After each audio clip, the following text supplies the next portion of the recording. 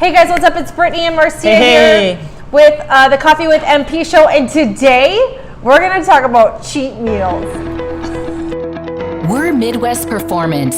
We're on a mission to empower women around the world to take action and work hard to make a physical impact in their lives. In this very saturated fitness industry, there's tons of competition, but the opportunities are incredible. We'll cover the most common challenges in the fitness world and invite guests to the show that have learned to overcome them and share their strategies with you. This is the Coffee with MP show. Hey guys, what's up? It's Brittany and Marcia here again with the Coffee with MP show. And like I said in the intro, today we are going to talk about cheat meals. And I'm smiling from ear to ear because this is my favorite. When Marcia was like, let's talk about cheat meals, I'm like, let's. You would have thought like you won $1 million the way you reacted right now. I'm so excited. So we're going to talk about our favorite cheat meals today. And yeah, so before we talk about our favorite cheat meals, let's talk about what is a cheat meal. So why don't you start off the conversation by what is a cheat meal? Well, if you're speaking to someone that's a little bit stricter than normal, a cheat meal consists of something that doesn't include, or that does include like maybe a processed food, something that you would normally seek inside the grocery aisles versus the outside of the grocery aisles. So, or in layman's terms, something that you would normally eat if you were trying to eat healthy on a diet. Was I diving a little too far in depth for that? That's okay though. For the people, for my homies out there who know what a cheat meal is, it's that meal that you don't log in your food diary. Okay, so this is going to be really weird because your cheat is way different than my cheat. It is. Okay, but that's okay because there are the yous in the world and there are the me's in the world. That's true. Right? So let's talk, I want to talk a little bit more about cheat meal versus a cheat day. Okay? Because there's a huge difference between that. And as excited as I get about cheat meals, I never let my cheat meals turn into cheat days. And I think that that's a common misconception. Would you agree? I definitely agree with that. Why do you think that people's cheat meals turn into cheat days? Honestly, I think a lot has to do with consistency and mindset. Okay. That's my personal opinion. Okay, so consistency in... Once you start, some people have a tendency where they can't stop. Okay, yep. So it's one of those things where it's like, okay, 1 turns into 2, 2 turns into 3, and before you know it, it becomes a part of your everyday normal routine. Yes, and mindset-wise, what would you say is a common misconception when it comes to mindset, when it comes to cheat meal? Yes. Cheat day? Well, it's just essentially you have like a good guy on one shoulder and the bad guy on the other, and you got one guy's telling you like, oh, this is so good, just keep going. The other's like, I can't do it.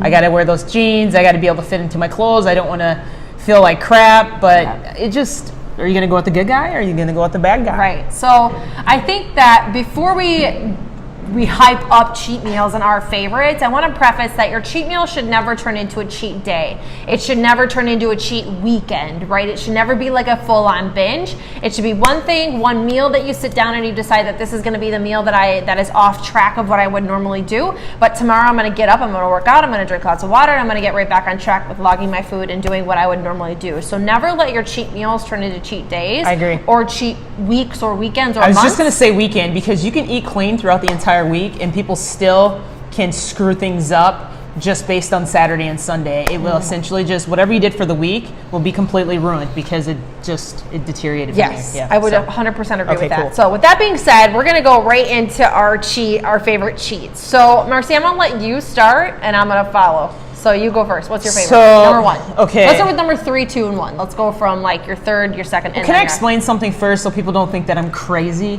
Yeah. Is that she's crazy though. But no, I'm not though. I can't really cheat the way I want to cheat, if that makes sense, because my tolerance won't allow it. My stomach won't allow it. I have a very sensitive stomach to where when I do try to eat a really good cheat meal, I pay the repercussions the next day for it. And what I mean by that, I get bloated, constipated. It's just, I just feel lethargic, and I hate cheating. You're zero fun to be around. No, not at all. I think though that the part of the reason is because if you as a person, whether your whole life you've been a clean eater and like that's just been your way of thinking, if you're an athlete, if you're a marathon runner, if you're a triathlete, if whatever you are, and you always had a clean diet, when you do cheat, you tend to feel sick because your it's like toxic to your body because you're not used to it.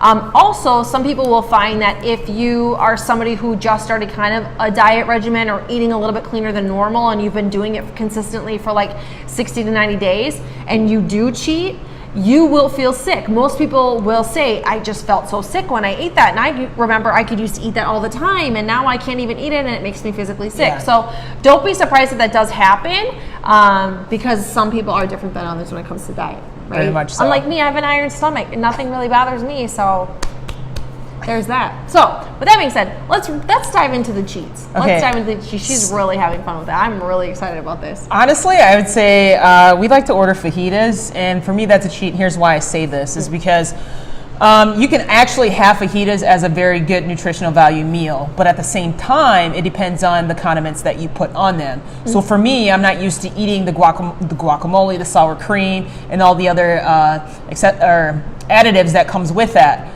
And for me, that's considered a cheat. So that's something that I can tolerate, and it's the white bread that actually comes with that, or what would you call the tortillas? Yes. So I'm not used to eating a lot of white bread as well. So for me, that is a very good cheat. On the separate side of that, I can fit fajitas in my macros, so that's not a cheat for me. So I'm not putting that on my list. My number 3 is, I know you're gonna say pizza, so I won't take pizza. I really love spaghetti and meatballs, and that for me is really hard to fit into macros because it's so carby and fatty with the meatballs, but I love like a really good spaghetti meatballs with garlic bread. That's I would have never guessed that. Really? Oh yeah, that's like a thing.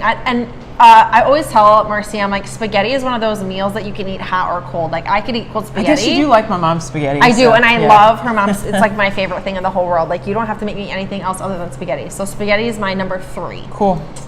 So you pretty much took my number 2, which is... Well, that's why I didn't say it. That's okay. Pizza, but it's just not any type of pizza. I can only deal with a thin crust from, is it Rosati's? Rosati's, yes. And it's normally Canadian bacon. Shout out to Rosati's in Plainfield. Yes, shout out to Rosati's with pineapple and Canadian bacon. Yes. That's it. And it's plain and simple, but it tastes so good for me.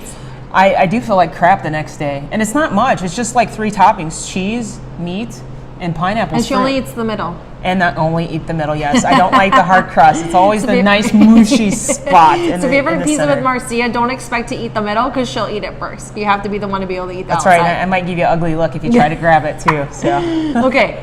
My number 2 is not a food, and Marcia already knows where I'm going with this, but I really enjoy a good Malibu and Diet Coke. Like that is a thing for me. But here's the thing, is that I can fit that in my macros too, and it's a part of the program that I teach the girls that work with me here, is that a lot of alcohol you can't fit into your macros, and it's about not looking at it as a diet, it's about looking at it as fitting things into a certain box, and as long as it fits in the box, you're good, and many people still lose weight on it. I have lost weight on it as well, but that is a number 2 for me. It's like wine for a lot of women, but that's my number 2 is Malibu rum and Diet Coke. It's a favorite. you probably will never guess what my number 1 is, believe it or not. Well, no. Okay, so let's just dive right into it. What's your number 1? I'm lactose intolerant, Oh. but I love butter pecan ice cream and vanilla shakes.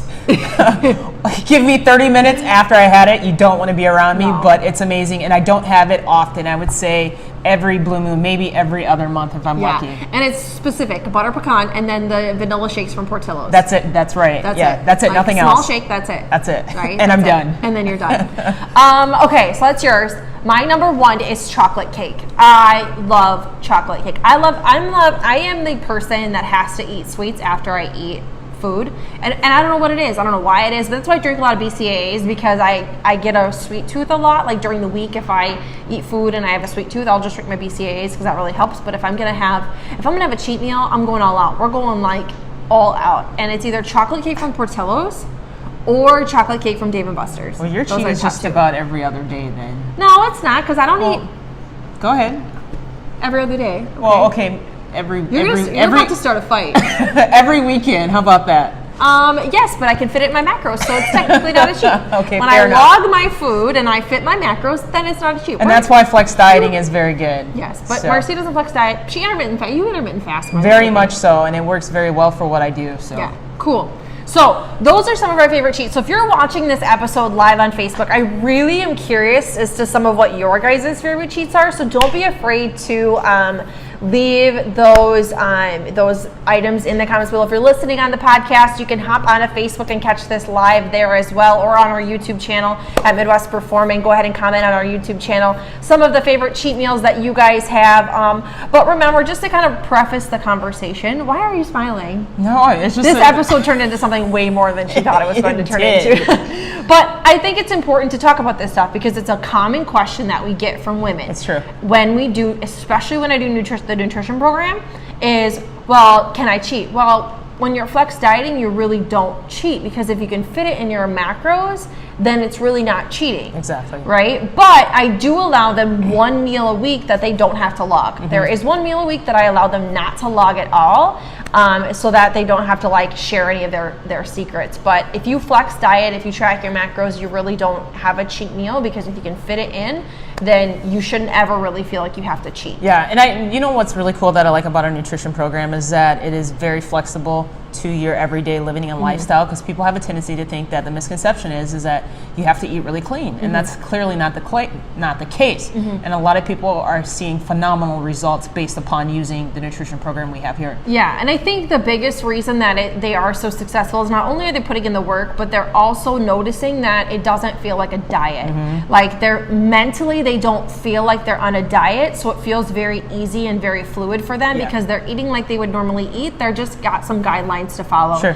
versus being super strict and like chicken and broccoli and that's everything they have to eat. So I think that's why so many women are so successful in that program. So guys, if you're watching and tuning in and you guys want to learn more about our nutrition program, feel free to reach out to this rock star right here, because she will be your accountability coach, which I'm super excited for. A lot of the ladies are raving about how well they're doing with your program. If you want to meet somebody who can teach you how to have your cake and eat it too, that would be you. That would be this girl, because I can teach you how to do that. Yes. So with that being said, I just want to rephrase what we talked about at the beginning about cheat meals not turning into cheat days, right? So if you're just kind of catching this on the back end of this, remember that cheat meals should never turn into a cheat day, should never turn into a cheat weekend, should never turn into a cheat month, right? Everybody always wonders, well, why do you have us weigh in on Mondays? Okay, well, because the weekends are always usually the hardest. Right. So if you can get through the weekend, right, then you're good. Yep. Cool? Cool. So go through your top 3 real quick. So my top 3 favorite foods?